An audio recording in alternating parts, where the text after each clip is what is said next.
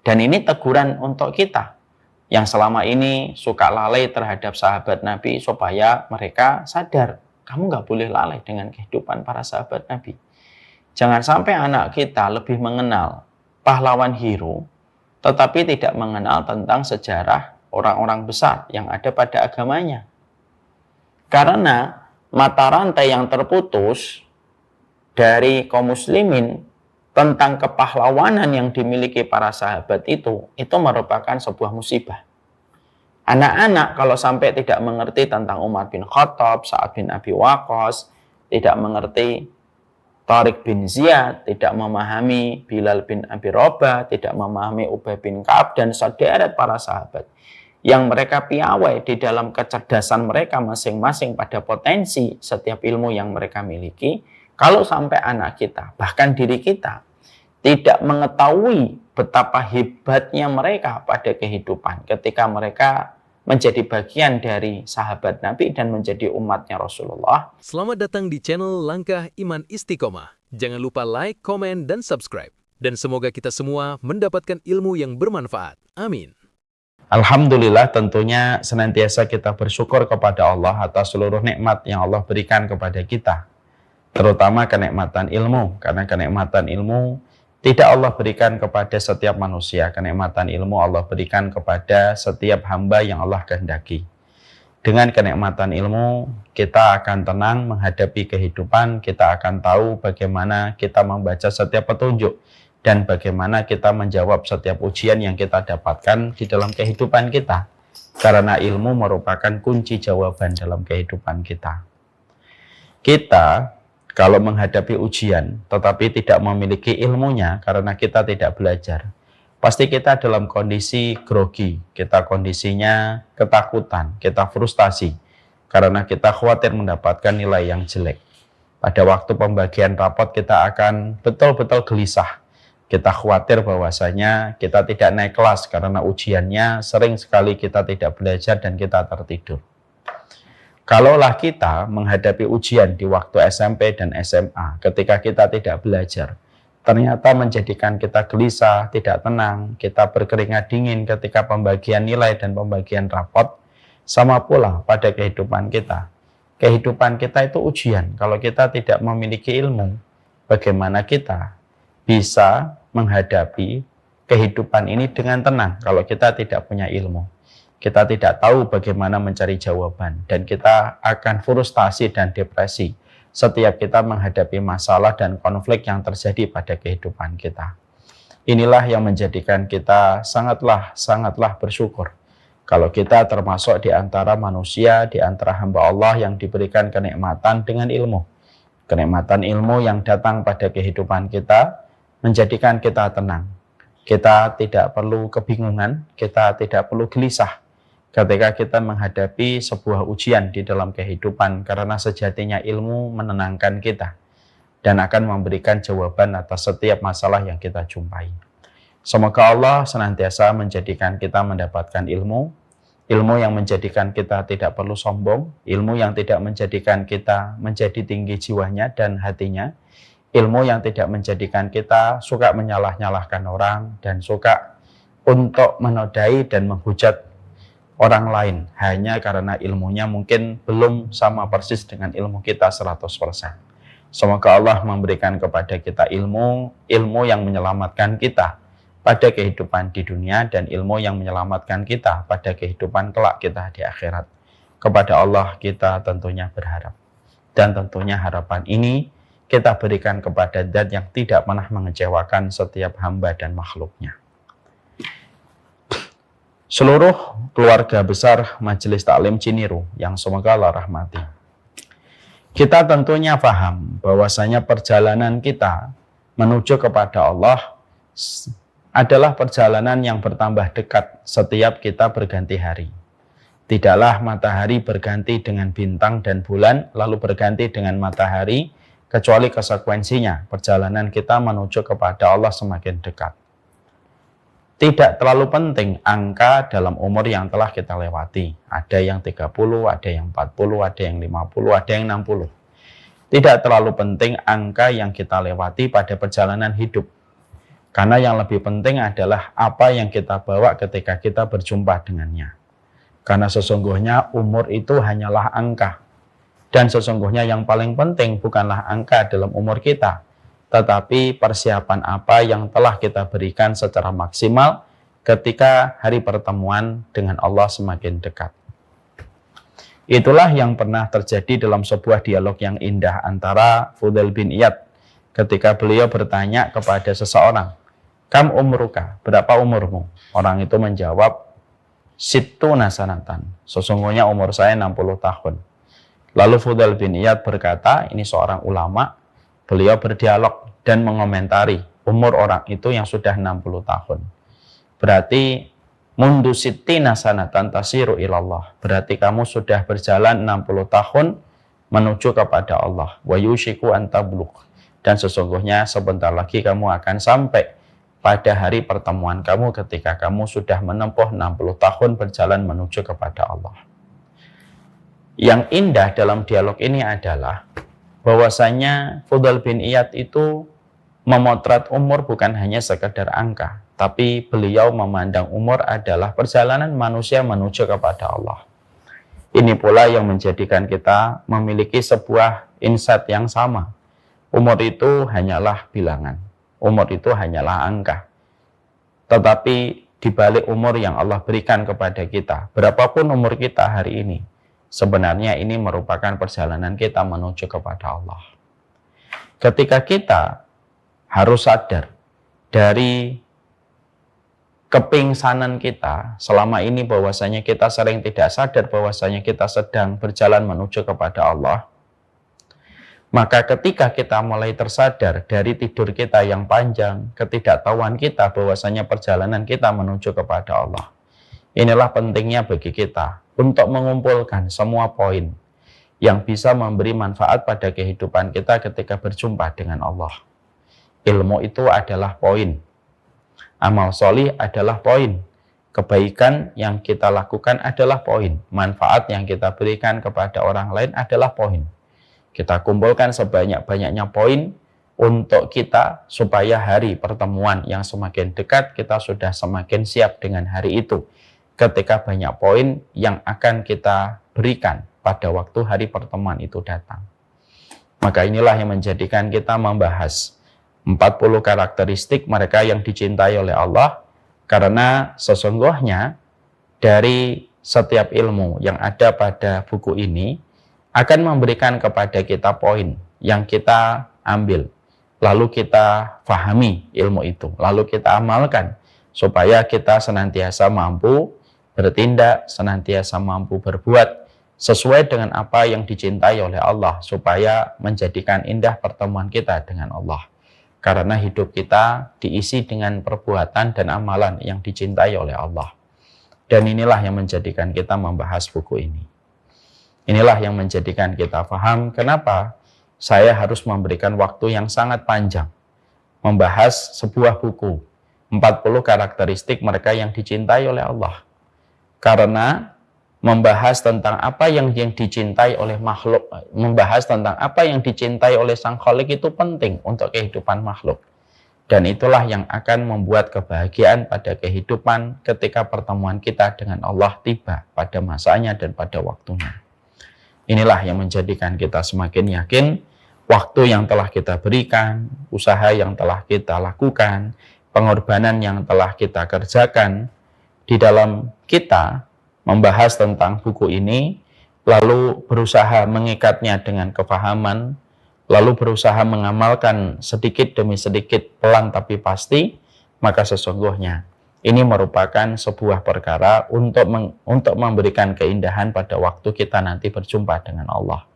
Dan semoga Allah memberikan sebuah kesaksian atas apa yang telah kita kerjakan.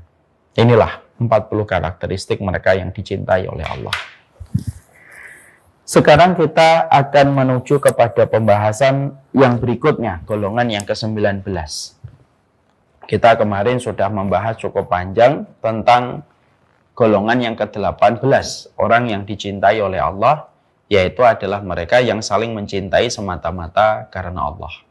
Kita sudah panjang beberapa kali pertemuan. Sekarang kita menuju kepada pembahasan golongan yang ke-19. Anak tangga yang ke-19.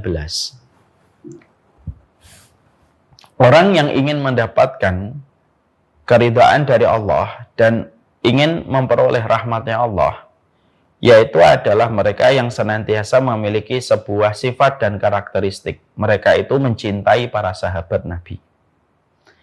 Jadi ternyata iman dan tuntutan iman itu bukan hanya mengarahkan kita mencintai Allah, bukan hanya mengarahkan tuntutan supaya kita mencintai Nabi, tapi juga mencintai para sahabat. Ini merupakan salah satu di antara anak tangga yang tidak bisa dipisahkan dari anak tangga untuk menuju kepada keridhaan Allah. Dari masalah mencintai karena Allah, menjaga kesucian, berbuat baik kepada orang tua, dan sederet sifat anak tangga yang sudah kita bahas pada pembahasan-pembahasan yang lalu. Maka pembahasan kita hari ini adalah mencintai para sahabat. Maka ketika kita membahas masalah ini, karena masalah ini mungkin sebagian dari kita merasa asing. Kenapa kita harus mencintai para sahabat? Karena hari ini dengan kondisi terakhir kaum muslimin, hari ini banyak kaum muslimin yang tidak peduli tentang kondisi para sahabat. Apalagi harus mencintainya, apalagi tuntutan dari mencintai para sahabat. Karena tuntutan dari mencintai para sahabat itu lumayan banyak, bukan hanya sekedar mencintai. Dan banyak orang hari ini tuh lebih peduli bagaimana dia mencintai klub sepak bola yang dia idolakan. Dia lebih mencintai olahraga yang dia menjadikan olahraga itu hobi. Dia lebih mencintai tentang hal-hal yang unsurnya itu duniawi. Tetapi justru mereka tidak tahu bagaimana kita ini sebenarnya sedang dituntut oleh iman. Tuntutan iman itu bukan hanya mencintai Nabi, bukan hanya mencintai Allah, tapi mencintai para sahabat. Kenapa harus mencintai sahabat? Dan kenapa ini menjadi masalah yang cukup penting? Supaya kita bisa mendapatkan rahmatnya Allah, salah satu syaratnya, kita harus mencintai para sahabat. Kalau mencintai Nabi dan Rasul, mungkin sebagian besar dari kita bisa memberi jawaban, kenapa kita harus mencintai Nabi? Ya betul, para Nabi dan para Rasul itu utusan Allah. Tapi kalau mencintai sahabat itu gimana? Kenapa harus mencintai sahabat? Bukankah sahabat juga tidak maksum? Yang maksum adalah para Nabi. Kenapa harus mencintai mereka? Ini merupakan satu perkara yang kita nanti harus mengerti dan pahami.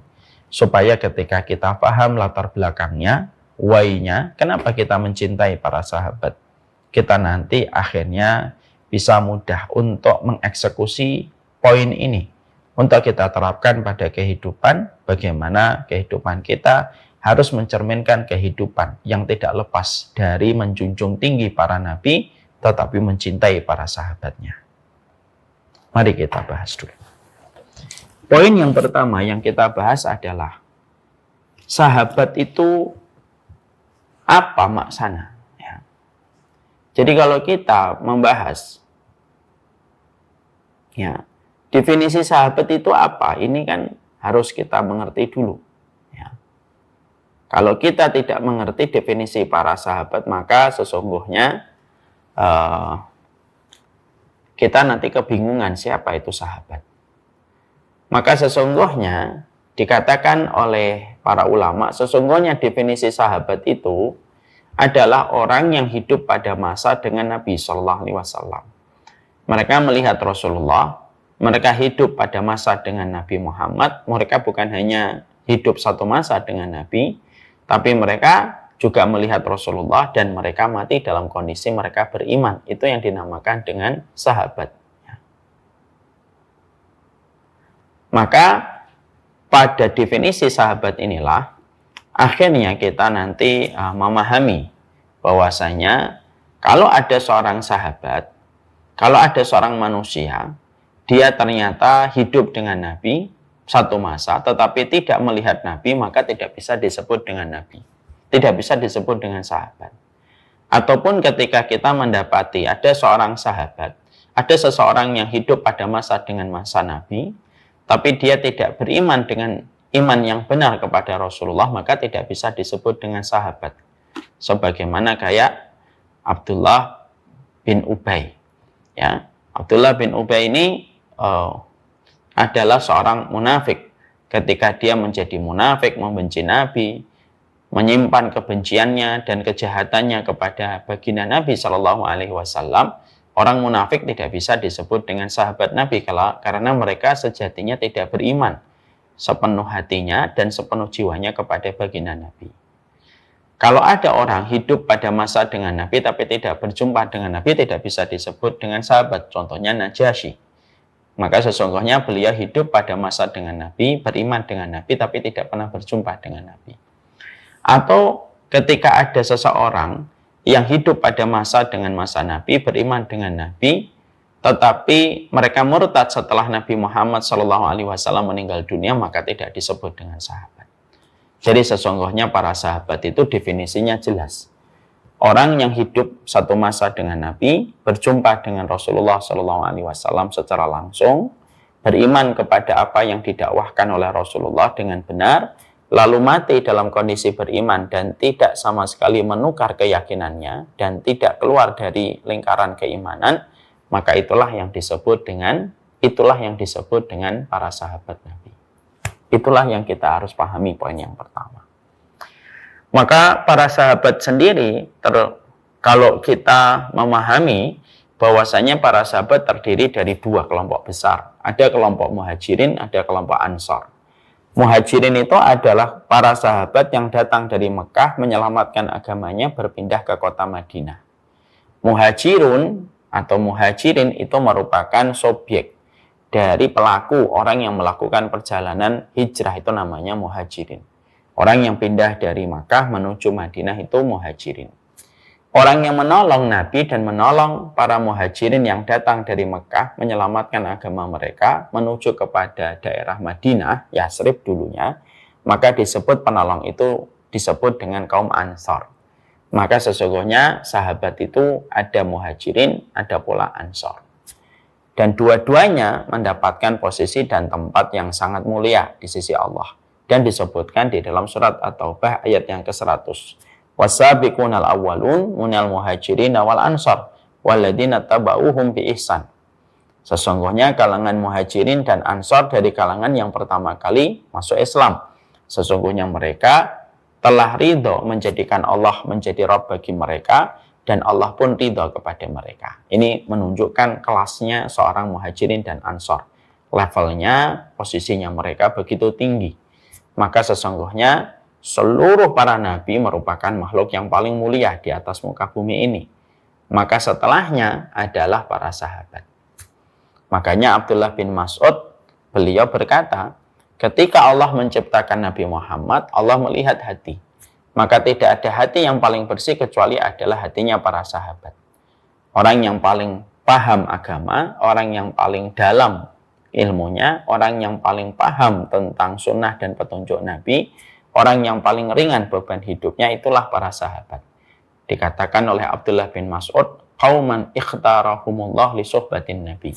Mereka adalah kaum dari sekumpulan manusia yang hatinya paling bersih setelah hatinya para nabi dan rasul, yang telah dipilih oleh Allah secara langsung untuk menemani baginda Nabi Shallallahu Alaihi Wasallam. Itulah para sahabat. Jadi kalau nanti mungkin ada yang pernah berkata begini, enak ya kalau kita hidup pada satu masa dengan Nabi. Maka sesungguhnya kalau hati kita baik, tentunya Allah menghidupkan kita satu masa dengan masanya Nabi dan kita menjadi sahabatnya Nabi. Kalau kita memang tidak menjadi sahabatnya Nabi karena memang kualitas hati kita tidak sebaik itu, sehingga kita tidak dipilih menjadi salah satu sahabatnya Nabi Muhammad SAW. Ya.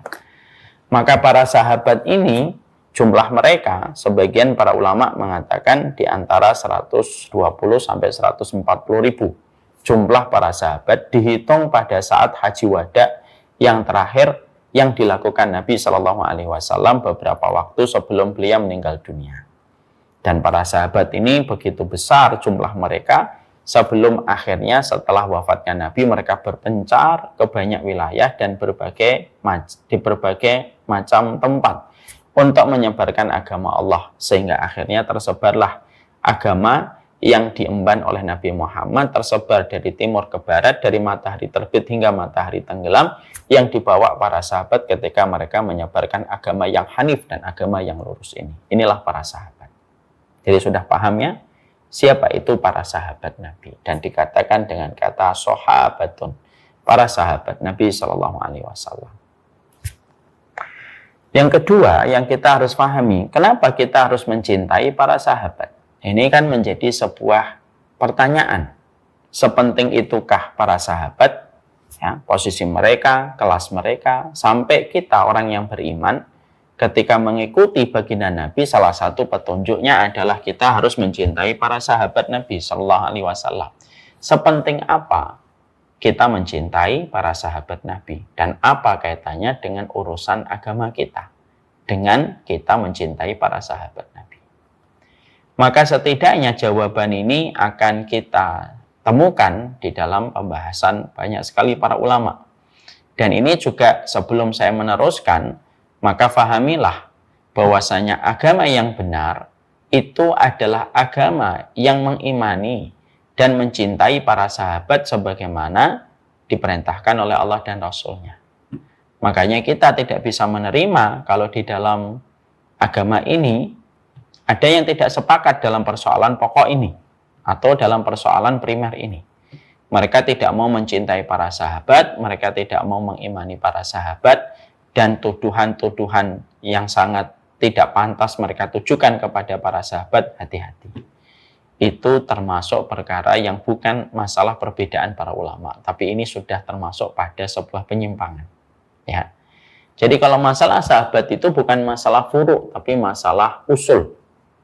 Jadi ketika kita mengimani para sahabat, meyakini para sahabat dengan iman mereka yang terjaga, dan merekalah orang yang hidup setelah masa Rasulullah Shallallahu Alaihi Wasallam, kita diperintahkan untuk mengikuti mereka, diperintahkan mengimani mereka dan mencintai mereka. Maka ini perkara pokok. Kalau ada seseorang mengatakan dirinya sebagai muslim, tapi ternyata dia tidak mau untuk mencintai para sahabat, menghujat para sahabat, mengkafirkan para sahabat, memurtadkan para sahabat, berarti ini masuknya bukan dalam konteks perbedaan para ulama, tapi ini konteksnya adalah sesuatu yang sudah dilanggar dan termasuk penyelewengan besar di dalam kehidupan akidah Islamiyah yang ada pada agama kita. Ya. Kalau masalah kita rukuk, kita kunut tidak pakai kunut, itu masalah furu', masalah fikih. Kita menggerakkan jari atau tidak menggerakkan jari itu termasuk masalah fikih. Kita misalkan mengangkat celana kita di atas mata kaki atau tidak mengangkat di atas mata kaki tetapi tidak sombong, maka itu masalah fikih. Ya. Tentang masalah bagaimana kita sholat tarawih jumlahnya adalah 11 atau 23, itu masalah fikih. Kita sholat tasbih atau tidak sholat tasbih, hadisnya sahih ataukah tidak, itu masalah fikih. Mana yang utama, membaca surat Yasin atau surat Kahfi ketika pada waktu malam Jumat, itu masalah fikih. Ya. Tapi dalam kehidupan ketika kita membahas tentang para sahabat, di mana tuntutan iman dan tuntutan sunnah itu bahwasanya kita harus mencintai para sahabat Nabi, bukan itu masalah fikih, tapi itu termasuk masalah pokok yang kita jumpai di mana para ulama tidak ada perbedaan tentang masalah itu. Imam Syafi'i, Imam Ahmad, Imam Abu Hanifah, Imam Malik, Imam Syafi'i, Imam Ahmad, semuanya tidak ada yang sepakat, semuanya tidak ada yang berbeda tentang kewajiban takzim kepada para sahabat setelah kita mengikuti dan mencintai Nabi Muhammad SAW. Makanya ketika ada seseorang ketika mengaku dirinya sebagai umatnya Nabi Muhammad, lalu dia memurtadkan para sahabat Nabi, lalu mereka mengkafirkan para sahabat Nabi, sekali lagi ini bukan lingkupnya perbedaan fikih, tapi lingkupnya perbedaan sudah masuk pada perbedaan akidah. Jadi kita harus tahu mana yang termasuk lingkaran pokok, mana yang termasuk lingkaran-lingkaran cabang. Masalah fikih tentunya kita harus menghormati Fikih itu luas, yang sempit adalah hati kita. Tapi persoalan yang masuk pada ranah akidah itu harus disikapi dengan sikap ketegasan. Sifatnya harus tegas pada persoalan ini. Bahwasanya ketegasan itu supaya setiap orang paham mana batasan yang harus tetap dia masuk pada batasan itu dan tidak boleh keluar dari batasan itu. Karena ini nanti berbahaya kalau kita sampai menjumpai yang semacam ini. Setelah kita memahami bahwasanya persoalan sahabat ini sudah masuk kepada pembahasan akidah, pada pembahasan inti, maka kita menjawab. Ya, kita harus tahu kenapa kita pada kehidupan kita itu harus kita sinkronkan hati kita, pikiran kita bahwasanya kita ini mencintai sahabat Nabi Shallallahu Alaihi Wasallam. Kenapa harus mencintai mereka? Maka setidaknya ada beberapa poin yang menjadi jawaban dari pertanyaan penting ini. Kenapa kita harus mencintai para sahabat? Dan ini teguran untuk kita yang selama ini suka lalai terhadap sahabat Nabi supaya mereka sadar, kamu nggak boleh lalai dengan kehidupan para sahabat Nabi. Jangan sampai anak kita lebih mengenal pahlawan hero, tetapi tidak mengenal tentang sejarah orang-orang besar yang ada pada agamanya. Karena mata rantai yang terputus dari kaum muslimin tentang kepahlawanan yang dimiliki para sahabat itu merupakan sebuah musibah. Anak-anak kalau sampai tidak mengerti tentang Umar bin Khattab, Sa'ad bin Abi Waqqas, tidak mengerti Tariq bin Ziyad, tidak memahami Bilal bin Abi Rabah, tidak memahami Ubay bin Ka'ab, dan sederet para sahabat yang mereka piawai di dalam kecerdasan mereka masing-masing pada potensi setiap ilmu yang mereka miliki. Kalau sampai anak kita, bahkan diri kita, tidak mengetahui betapa hebatnya mereka pada kehidupan ketika mereka menjadi bagian dari sahabat Nabi dan menjadi umatnya Rasulullah, maka menjadikan kita nanti bingung bagaimana kita menjalani kehidupan dan bagaimana membangun kebanggaan, pride pada hati kita, pada iman kita, kalau kita tidak mengenali para sahabat Nabi. Makanya pembahasan ini berbicara kepada orang yang selama ini lalai. Dia tidak paham tentang para sahabat, tidak peduli tentang sahabat, bahkan referensi dia tentang sirahnya Nabi, referensi dia tentang kehidupan para sahabat itu nol. Sehingga akhirnya terkadang banyak hal masalah yang kita jumpai karena kita tidak pernah mengerti bagaimana dulu Nabi dan para sahabat menghadapi berbagai macam masalah dan mereka menyelesaikan dengan luar biasa setiap masalah-masalah yang terjadi. Ya. Karena semua kehidupan para sahabat itu ternyata dengan berbagai macam hal yang terjadi pada kehidupan mereka, mereka telah menjalani kehidupan dan telah memberikan banyak ilmu yang sebenarnya bisa kita ambil dan kita terapkan pada kehidupan kita. Hatta sampai masalah wabah, masalah pandemi itu pun pernah terjadi pada kehidupan para sahabat dan bagaimana mereka memiliki solusi atas segala masalah itu. Supaya kita semakin paham. Jangan sampai kita menjadi orang yang terpesona dengan kaum yang tidak beriman kepada Allah, tetapi justru kita putus komunikasi, putus rantai referensi kita dari kisahnya para sahabat yang ternyata para sahabat saja pada saat mereka hidup, mereka mendapatkan positioning yang kuat sekali di tengah peradaban manusia saat itu. Sampai Romawi dan Persia pun mereka respect kepada para sahabat. Dari satu bangsa yang asalnya penggembala kambing, lalu berubah menjadi bangsa yang besar ketika telah dididik dan disentuh oleh tangan dinginnya Rasulullah, sampai menjadi umat yang terdepan, sampai mendapati bagaimana Persia yang telah membangun peradabannya selama ratusan tahun hancur berantakan ketika mereka berhadapan dengan kaum muslimin dari para sahabat. Sampai kita mendapati Romawi satu persatu kekuasaannya rontok di satu tempat, rontok lagi di tempat yang lain, yaitu ketika mereka menghadapi para sahabat di dalam kesungguhan mereka menyebarkan agama Allah Subhanahu wa taala dan memberantas kezaliman. Salah satunya Mesir, bagaimana dikuasai sama Romawi, dibebaskan oleh Amr bin As. Itu merupakan contoh betapa luar biasanya kehidupan para sahabat. Makanya kita bahas dulu, kenapa kita harus mencintai para sahabat Nabi pada perjalanan iman kita. Ya. Yang pertama, karena sesungguhnya seorang mukmin itu bergerak sesuai dengan perintah yang disampaikan Allah dan Rasul-Nya. Ini kan sepakat kita. Kita bergerak, kita duduk, kita makan, kita minum sesuai dengan perintah dan kondisi yang sesuai dengan perintah dan keadaan yang diperintahkan oleh Allah dan Rasul-Nya. Ketika kita paham bahwasanya kita sebagai muslim memberikan kepatuhan tanpa syarat kepada Allah, memberikan ketaatan tanpa tapi kepada Rasulullah, maka salah satu di antara konsekuensi kepatuhan kita tanpa syarat kepada Allah dan Rasul-Nya adalah kita diperintahkan oleh Allah dan Rasul-Nya untuk mengikuti para sahabat, mencintai para sahabat. Sebagaimana Allah memerintahkan, sebagaimana pula Nabi juga memerintahkan dengan perintah yang sama, sebagaimana itu pula kita harus melakukannya. Ketika Allah mengatakan mencintai dan meneladani dan mengikuti para sahabat, kita mengikuti para sahabat. Ketika Rasulullah SAW menyampaikan supaya kita mencintai para sahabat, tentunya kita harus mencintai para sahabat. Karena kamus dalam kehidupan seorang mukmin itu sederhana. Referensi kita kembali kepada perintahnya Allah. Apa yang diperintahkan, kita taati.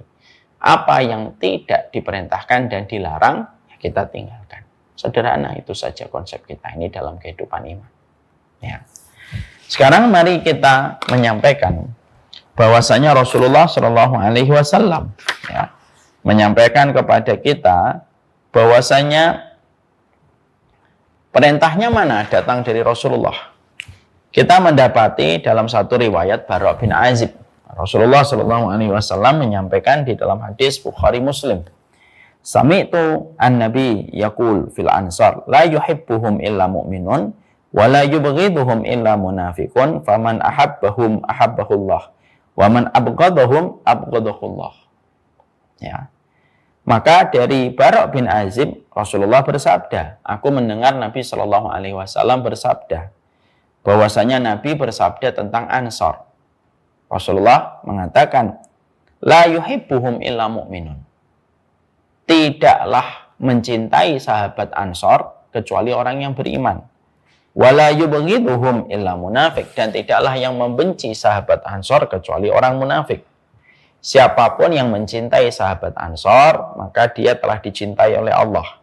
Dan siapapun yang membenci para sahabat, maka sesungguhnya Allah pun lebih membenci kepadanya. Ini kan jelas nih, bahwasanya perintah yang disampaikan Nabi dalam riwayatnya Bara' bin Azib dalam riwayat Bukhari Muslim ini sudah terang sebagaimana terangnya matahari di siang hari yang bolong. Berarti kalau kita dikatakan siapapun yang mencintai para sahabat, ya, maka sesungguhnya mereka mukmin, dan siapapun yang membenci para sahabat itu kecuali adalah munafik. Dan siapapun yang mencintai para sahabat, Allah mencintainya, dan siapapun yang membenci para sahabat, Allah membencinya. Ini terang sekali nih. Sehingga kalau kita satu waktu gitu, pada perjalanan hidup kita, kok tiba-tiba kita menemukan ada orang yang mencela para sahabat, ada yang menghujat para sahabat, apapun alasannya, maka sesungguhnya lihatlah orang itu dengan hadis ini. Tidaklah mencintai para sahabat kecuali mukmin, dan tidaklah orang yang membenci para sahabat kecuali adalah munafik. Ya, ini yang harus menjadi sebuah pegangan kita dalam kehidupan kita beragama. Karena bagaimanapun agama ini memiliki sebuah aturan-aturan basic yang harus kita mengerti dengan baik aturan basic itu. Supaya kita ini tidak terombang-ambing, berada pada kebingungan hanya karena kita tidak berada pada sebuah basic dan landasan yang kuat. Dan salah satu di antara landasan yang kuat itu apa? Di antara landasan yang kuat itu adalah kita ini mendapati seluruh para ulama sepakat bahwasanya mencintai para sahabat itu merupakan bagian dari perintahnya Allah dan Rasul. Bahkan Nabi sudah sedemikian sederhana mengatakan dalam sabdanya, siapapun yang mencintai para sahabat mukmin, siapapun yang membenci para sahabat itu munafik. Ya. Makanya maaf ya, kalau ada yang sudah mengkafirkan sahabat, ya kita lihat dengan hadis ini. Kalau ada yang mencela sahabat dengan alasan ini dan itu, lalu mengatakan, wah sahabat Utsman KKN, oh sahabat Muawiyah begini, wah sahabat ini begini. Lihatlah dengan hadis ini. Karena melihat segala sesuatu dikembalikan kepada Al-Quran dan kembali kepada sabda Nabi. Fa'in tanaza'tum fi syai'in farudduhu ilallahi wa rasul. Kalau kalian berselisih terhadap segala sesuatu, kembalikan kepada Allah dan Rasulnya. Dan kita jelas mendapati posisi Nabi itu jelas. Posisi Nabi itu tidak sama sekali kebingungan. Posisi Nabi itu clear. Beliau mengatakan, mencintai sahabat itu merupakan bagian dari keimanan dan membenci para sahabat itu bagian dari kemunafikan. Itu hadisnya diriwayatkan dari Bukhari, Muslim. Muttafaqun alaih. Artinya tidak perlu lagi dengan kesahihannya. Kita juga mendapati ya bagaimana Allah itu juga menyampaikan ya, perintah bagi kita untuk senantiasa memperhatikan para sahabat dan mengikuti mereka. Ya. Sebagaimana kita jumpai dari apa yang Allah sampaikan ya di dalam surat At-Taubah ayat yang ke-100. Di dalam surat At-Taubah ayat yang ke-100 yang tadi kita sebutkan, Allah menyampaikan firman-Nya. Firman inilah yang ditegaskan oleh sabda Nabi yang tadi kita baca dalam riwayat Bukhari Muslim. Wasabiqunal awwalun minal muhajirin wal ansar walladzina tabauhum bi ihsan radhiyallahu anhum wa radu anhu wa adalahum jannatin tajri min tahtihal anharu khalidina fiha abada dzalikal fawzul adzim. Maka kita menjumpai dan mendapati jelas sekali orang-orang terdahulu yang pertama kali masuk Islam dari kalangan muhajirin dan ansor dan orang yang mengikuti mereka. Jadi Allah itu bukan hanya menyebutkan tentang muhajirin dan ansor. Ya, Allah tidak menyebutkan wasabiqunal awwaluna minal muhajirin wal ansor. Tapi Allah menyebutkan setelahnya itu walladzina tabauhum bi ihsan. Dan orang yang mengikuti mereka dengan cara yang benar. Jadi kalau ada orang yang mengikuti para sahabat Nabi dari kalangan muhajirin dan ansor, maka sesungguhnya Allah ridho kepada mereka dan mereka pun ridho kepada Allah. Dan Allah menyediakan sebuah tempat di surga, mengalir di bawahnya sungai-sungai, kekal di dalamnya selama-lamanya, dan itulah keberuntungan yang sangat nyata. Berarti kita menjumpai ini sudah perpaduan dua referensi yang sangat clear. Bahwasanya kehidupan kita dalam iman itu konteksnya itu terjaga ketika kita mencintai para sahabat Nabi. Ayatnya jelas, hadisnya jelas. Dan ini tidak perlu lagi keraguan di dalam hati kita. Bagaimana kewajiban kita untuk menempatkan iman kita itu mencintai para sahabat Nabi. Jadi tidak bisakah Ustaz kita itu mencintai Nabi tanpa mencintai para sahabat? Tidak bisa. Itu sudah satu paket dan tidak bisa paket itu dipisahkan. Sebagaimana nasi goreng dengan nasinya itu kan satu paket. Gimana kita bisa membuat nasi goreng tanpa ada nasinya? Yang dinamakan nasi goreng itu ya karena ada nasinya yang kita goreng dengan bumbu-bumbu tertentu. Sama pula iman kepada Nabi itu jelas. Iman kita kepada Nabi itu harus disertai dengan sebuah konsekuensi. Iman kita kepada Nabi itu harus pula beriman kepada para sahabat dan mencintai para sahabat. Dan ini tidak bisa lepas dari kehidupan kita pada konteks keimanan kita. Makanya akhirnya kita mendapati apa yang dikatakan Imam Ibnu Qayyim. Kaidah mencintai itu sebenarnya 4. Jadi kalau kita mencintai Nabi, mencintai Allah itu kaidahnya 4. Mencintai siapapun yang dicintai Allah dan Rasul, membenci siapapun yang dibenci oleh Allah dan Rasul, mencintai apapun yang dicintai oleh Allah dan Rasul, dan membenci apapun yang dibenci oleh Allah dan Rasul. 1, 2, 3, 4. Maka sesungguhnya 1, 2, 3, 4 ini menjadi konsekuensi kalau kita betul-betul sebagai pecinta yang jujur. Karena yang namanya mencinta itu kan banyak sekali bentuknya. Ada yang mencinta setengah hati. Ada yang mencinta dengan cinta yang palsu. Ada cinta yang imitasi. Tapi ada yang mencinta dengan jujur dan tulus. Maka kata Imam Ibnu Qayyim, pecinta yang jujur itu yang 4 ini harus dihadirkan. Maka ketika kita mengetahui poin yang pertama tadi kita bahas, apa itu tuntutan ketika kita mencintai dengan benar? Mencintai siapapun yang dicintai oleh Allah dan Rasul-Nya. Dan sesungguhnya para sahabat itu adalah kaum yang dicintai oleh Allah dan dicintai oleh Rasul. Makanya mereka mendapatkan gelar radhiyallahu anhu wa arda'an. Radhiyallahu anhu itu apa sih Ustadz? Artinya Allah ridho kepadanya dan dia pun ridho kepada Allah. Itu gelar disematkan kepada setiap nama para sahabat.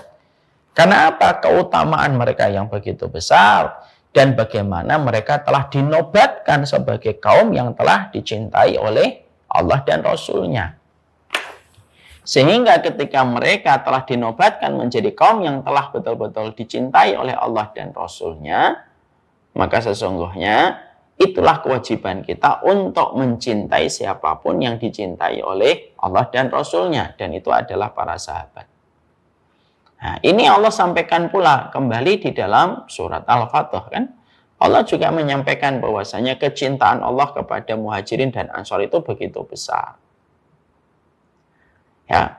Dan Allah sampaikan pula itu. Jadi ini menunjukkan kepada kita dalil yang pertama. Sehingga dalil pertama jelas, clear, berarti bahwasanya mencintai para sahabat itu satu kewajiban di dalam kehidupan kita. Jadi yang termasuk dalam ranah iman itu bukan hanya kepada Allah dan Rasul, tapi harus ada para sahabat yang harus kita cintai. Dan itu satu paket komplit.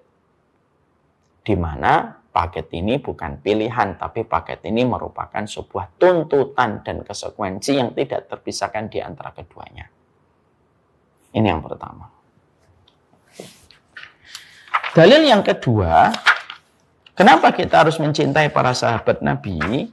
Dalil yang kedua, karena sesungguhnya para sahabat Nabi itu merupakan kaum terbaik yang ada pada kehidupan manusia setelah kehidupan para Nabi dan para Rasul. Dan itu tergambar dari apa yang dikatakan oleh Rasulullah SAW. Ketika Nabi SAW itu menyampaikan, khairul quruni qarni, summal ladzi yalunahum, summal ladzi yalunahum. Sebaik-baik satu masa itu adalah masaku bersama dengan para sahabat. Karena para sahabat yang hidup satu masa dengan baginda Nabi SAW. Sebaik-baik masa itu masaku. Ya, Islamnya masih terjaga, Islamnya masih murni, tidak ada penyimpangan kecuali diberantas langsung oleh baginda Nabi SAW. Khairul quruni qarni, sebaik-baik masa itu adalah masaku. Summal ladzi yalunahum, dan masa setelahku. Setelah masa aku dan masa para sahabat itu siapa? Summal ladzi yalunahum, dan masa setelahnya. Setelahnya itu siapa? Yaitu generasi para tabi'in. Siapa itu tabi'in? Orang yang melihat para sahabat Nabi dalam kondisi mereka hidup satu zaman dengan para sahabat Nabi, melihat mereka beriman kepada iman yang benar dan mati dalam kondisi beriman. Itu tabi'in. Khairul quruni qarni, summal ladzi yalunahum, summal ladzi yalunahum. Ya. Sesungguhnya sebaik-baik masa, sebaik-baik generasi adalah generasiku, dan generasi setelahnya, yaitu generasi setelah para sahabat itu generasi tabi'in, dan generasi setelahnya, dan itu merupakan generasi tabi'ut tabi'in, yaitu orang yang mengikuti dan melihat orang yang hidup satu masa dengan tabi'in, melihat para tabi'in, beriman dan tidak murtad ketika dia meninggal dunia. Itu namanya tabi'ut tabi'in. Maka sesungguhnya di situ Nabi mengatakan mereka itu sebaik-baik kaum. Orang yang paling dalam ilmunya, orang yang paling bersih hatinya. Orang yang paling ringan beban hidupnya itu para sahabat Nabi. Makanya pujian demi pujian itu disampaikan Nabi kepada para sahabat-sahabatnya. Ya. Makanya akhirnya kita mendapatkan perintah untuk mengikuti para sahabat. Karena apa? Karena para sahabat adalah orang yang paling jujur di dalam mengamalkan agamanya sesuai dengan apa yang sesuai dengan apa yang mereka lihat dari baginda Nabi Shallallahu Alaihi Wasallam. Mereka adalah kaum yang melihat bagaimana Quran diturunkan, dan mereka adalah kaum yang melihat bagaimana Quran itu diceritakan dan disampaikan maknanya oleh baginda Nabi. Dan mereka adalah kaum yang ketika mereka hidup bersama dengan Nabi dan tidak ada pertanyaan yang mereka miliki kecuali mereka tujukan kepada Nabi dan Nabi yang menjawab. Makanya akhirnya orang yang mencintai para sahabat Nabi itu, maka pada dasarnya adalah orang yang bisa terjaga dari berbagai macam penyelewengan. Jadi kalau mereka senantiasa menjadikan kehidupan agamanya itu sesuai dengan ilmu dan itu merujuk kepada para sahabat. Karena apa? Karena para sahabat itu adalah kaum yang mereka dihidupkan dan diberikan kesempatan untuk mendapati Quran yang diturunkan dan mendapati Nabi hidup di antara mereka. Dan ini menjadi salah satu kunci dari kehidupan kita beragama hari ini. Nah, kehidupan kita di dalam kita beragama itu tidak akan pernah kita mendapatkan keselamatan atas pemahaman kita sampai kita pemahamannya itu sebagaimana pemahaman yang diajarkan Nabi kepada para sahabat. Karena setiap orang itu bisa membawa kemana-mana setiap dalil dan setiap referensi yang ada di dalam kitabullah dan sunnah. Maka pemahaman atas setiap dalil itu harus dikembalikan kepada para sahabat bagaimana mereka dulu memahami dalil itu ketika Nabi yang menerangkan. Kalau enggak, berantakan kehidupan beragama kita. Kan begitu. Contoh. Ya. Dulu kita mendapati ada salah satu orang ya, yang kita mendapati ada satu gerakan kelompok yang mereka itu tidak melaksanakan sholat kalau kita sudah merasa yakin dengan Allah. Mereka menggunakan dalil pada ayat yang terakhir surat Al-Hijr. Wa'bud rabbaka hatta ya'tiyakal yakin. Sembahlah Allah sampai datangnya kepadamu keyakinan. Ayat ini lalu difahami secara letterlek. Oh, kalau kita beribadah itu sampai yakin. Kalau sudah yakin tidak perlu lagi beribadah. Dalam sholat itu kalau belum yakin. Kalau sudah yakin ya tidak usah sholat. Karena fungsinya sholat itu supaya kita yakin. Nah, kalau sudah yakin, lalu ngapain sholat? Itu dalilnya benar. Dalilnya salah atau tidak? Dalilnya benar. Tapi pemahaman atas dalil itu yang keliru. Pemahaman atas dalil itu yang salah karena Nabi tidak pernah mengatakan itu. Nabi menjadi pribadi orang yang paling bertakwa, orang yang paling bersih, orang yang paling yakin dengan Allah itu siapa? Baginda Nabi. Tapi Nabi tidak pernah meninggalkan sholat. Hatta pada hari ketika Nabi meninggal dunia pada hari Senin, subuhnya pun Rasulullah masih sholat. Padahal kita tahu, kalau kita ditanya, siapa orang yang paling yakin sama Allah? Kita semuanya sepakat menjawab. Orang yang paling yakin kepada Allah itu ya Rasulullah gitu. Tapi Nabi tetap sholat. Oh, berarti pembahasan ayat wa'bud rabbaka hatta ya'tiyakal yakin itu pemahamannya gimana yang benar? Pemahamannya itu adalah sesungguhnya sembahlah kepada Allah sampai datangnya keyakinan, itu artinya kematian. Itu yang dipahami para sahabat ketika Nabi menjelaskan ayat itu kepada mereka. Inilah pentingnya pemahaman. Jadi ayat itu kalau tidak dikasih pemahaman yang benar, itu bisa dibawa kemana-mana. Makanya harus ada sebuah pemahaman yang kita miliki ketika memahami setiap ayat atau setiap hadis. Ayatnya bagaimana, pemahamannya bagaimana. Karena ayat itu bisa dibawa kemana-mana. Contoh, dulu waktu saya SMP, Ada teman-teman saya bawa motor, padahal belum punya SIM. Mungkin dulu Pak Eri juga termasuk kali. Lalu teman-teman kita kalau tidak punya SIM, teman-teman kita itu bisik-bisik begini. Tidak apa-apa nggak punya SIM. Nanti kalau ada pemeriksaan polisi, kita membaca summum bukumun umyun fahum la yubsiru. Summum bukumun umyun.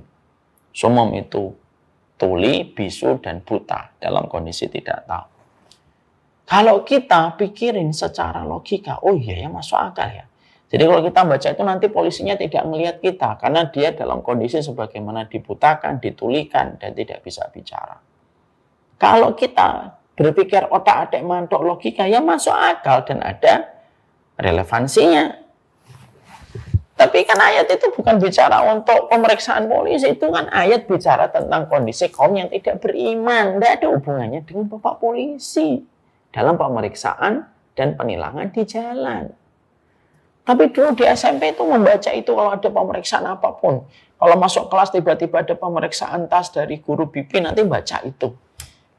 Seakan-akan ayat dalilnya benar, ada korelasinya, padahal tidak. Kenapa? Ayat itu pemahamannya adalah orang yang tidak beriman lalu melakukan syirik kepada Allah, itu pada dasarnya mereka itu buta, tuli, bisu karena tidak mau menggunakan akalnya untuk berpikir. Lah, kenapa ayat ini bisa dibawa kemana-mana? Karena sesungguhnya ayat itu membutuhkan pemahaman. Itulah kenapa baginda Nabi diturunkan oleh Allah. Supaya Rasulullah itu menyampaikan bagaimana pemahaman setiap apapun dari firman Allah dan apa yang Allah inginkan pada kehidupan manusia. Apa yang harus kita jalankan. Maka Nabi berkata dalam sabdanya, tidak ada perkara yang mengarah ke surga kecuali semua aku jelaskan, dan tidak ada perkara yang menyebabkan orang terperosok ke dalam neraka kecuali semuanya aku jelaskan. Jadi mengikuti Nabi dan para sahabat itu satu paket. Supaya kita mengikat, supaya kita tahu apa sih yang kita pahami dari penjelasan Nabi. Karena yang paling tahu tentang pembahasan Nabi itu para sahabat. Makanya lingkaran para sahabat ini dijaga oleh Allah. Dari orang-orang yang berkualitas betul hatinya. Sehingga mereka lah yang betul-betul mewariskan apa yang disampaikan Nabi. Mereka lah saksi mata bagaimana Quran diturunkan, dan mereka lah saksi mata bagaimana sunnah itu difahami. Dan saksi mata itu selalu lebih kuat daripada saksi telinga. Saya ambilkan analogi yang gampang. Kalau ada sebuah kejadian tabrakan di satu jalan, jedet gitu. Naudzubillah min dzalik, nasallallahu alaihi. Ada kejadian tabrakan jedet gitu. Pak polisi datang mengolah TKP. Kira-kira polisi ketika datang mengolah TKP, Pak polisi itu akan mencari saksi telinga atau saksi mata? Pasti yang dicari saksi mata. Kenapa? Saksi telinga itu sudah banyak penambahan dan merevisi banyak informasi yang tidak sesuai dengan fakta lapangan. Yang dicari saksi mata, kalau ada CCTV, CCTV. Kalau tidak ada CCTV, maka saksi lapangan, saksi mata langsung. Kenapa saksi mata yang melihat? Oh, tadi begini Pak, ini kejadiannya motor agak kencang. Lah, ini ada mobil pengen belok, tidak pakai sen, mendadak. Langsung luber ke kanan. Motor ini tidak siap karena tidak tahu kalau mobil itu akan belok. Jadilah tabrakan. Dan ketika tabrakan, pengendara motornya sempat terpelanting, terpelanting ke atas mobilnya, sempat jatuh. Pingsan, tapi setelah itu sadar, dibawa ke rumah sakit. Itu saksi mata. Coba kalau yang olah TKP, yang diambil keterangan itu saksi telinga. Sudah beda jauh. Saksi telinga berkata, tadi ada kecelakaan, motornya kencang, mobilnya kencang, tabrakan, lalu orangnya itu terpelanting sampai 20 meter, jatuh, pecah kepalanya, dibawa ke rumah sakit, mati itu. Kenapa kok berbeda dari fakta lapangan? Karena dia saksi telinga. Makanya saksi mata itu disebut dengan saksi tunggal atau saksi kunci, biasanya disebut dengan saksi kunci dia. Dalam setiap peristiwa itu saksi mata itu saksi kunci. Maka ketika kita paham olah TKP itu pengolahan informasi primernya itu sangat tergantung dengan saksi mata untuk menentukan siapa yang salah dan siapa yang tidak salah. Maka sebenarnya juga itu analogi gampang, itu analogi sederhana banget. Sesungguhnya orang yang paling mengerti, kaum yang paling mengerti tentang bagaimana saksi mata ketika Quran diturunkan, bagaimana ketika hadis disampaikan, siapa yang paling tahu bagaimana itu pemahamannya, bagaimana maksudnya, bagaimana artinya, yaitu adalah para sahabat. Kenapa harus para sahabat, Ustaz? Mereka generasi terbaik dan mereka lah saksi mata. Mereka itu saksi mata. Bagaimana maksud Quran ketika diturunkan oleh Nabi. Makanya kalau kita mendapati banyak penyimpangan di mana-mana, yang kita lakukan itu apa? Misal, antum ingin mengambil air ya, di sebuah bantaran sungai. Ternyata sungai ini sudah ada banyak racunnya. Maka yang kita lakukan apa? Kita harus ngambil air. Maka yang kita lakukan jangan ambil air yang ada racunnya. Cari ke hulunya, cari mata airnya di mana dia mengalir pertama kali. Dari mata air pertama kali itulah kita ambil supaya kita tidak perlu terkena racun-racun dari perjalanan air dari pertengahan hulu hingga hilirnya. Kenapa? Karena kita mendatangi mata airnya. Lah mata air keilmuan kita itu ada pada para sahabat Nabi Sallallahu Alaihi Wasallam. Ya. Maka akhirnya kita begitu sederhana nanti ketika kita melihat dan menjumpai ada seseorang misalkan mengaku bisa bicara dengan semut, bisa bicara dengan malaikat maut gitu ya. Ya kita tidak perlu pusing untuk menilai apakah itu benar ataukah tidak gitu. Ya, lihat saja apakah ada di antara para sahabat yang mereka itu diberitahu Nabi bahwa saya ada di antara umatku nanti yang bisa bicara bahasa semut. Wong Abu Bakar saja tidak paham bahasa semut kok. Padahal kalaulah ada laki-laki yang paling pantas diangkat menjadi seorang nabi setelah Rasulullah itu adalah Abu Bakar. Tapi itu pun tidak menjadikan seorang Abu Bakar itu bisa mengetahui tentang bahasa semut. Jadi akhirnya semuanya hal itu akan kelihatan kalau kita memiliki parameter untuk melihat satu kasus yang terjadi dengan apa yang dulu dipahami oleh para sahabat.